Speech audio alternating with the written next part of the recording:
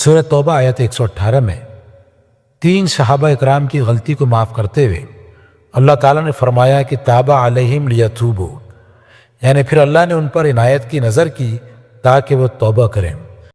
آیت کے اس ٹکڑے کے بارے میں مولانا امین حسن اصلاحی لکھتے ہیں کہ اس سے ایک حقیقت واضح ہوتی ہے،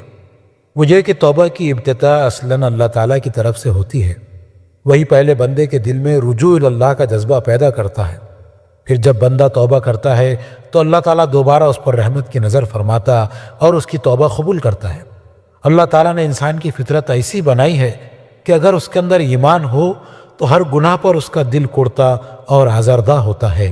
اور ایک احساس ندامت کے ساتھ اس کے اندر اپنے رب کی طرف رجوع ہونے کا جذبہ ابھرتا ہے۔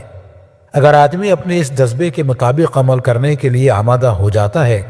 تو اللہ تعالیٰ اس کے دل اور زبان پر وہ الفاظ اور کلمات بھی جاری فرما دیتا ہے جو اس کو پسند ہے اور جن کو وہ شرف قبولیت بخشتا ہے۔ اس سے محروم صرف وہ بدقسمت لوگ رہتے ہیں جن کا ضمیر کند اور جن کا ایمان مردہ ہو جایا کرتا ہے۔ ایسے لوگ خدا سے بے پرواہ ہو جایا کرتے ہیں، جس کی سزا ان کو یہ ملتی ہے کہ خدا بھی ان سے بے پرواہ ہو جاتا ہے۔ آدم اور ابلیس کی سرگزشت یعنی ان کے واقعہ میں جو سورہ بقرہ میں بیان ہوئی ہے، وہ اس کی نہایت حقیقت افروز مثال ہے۔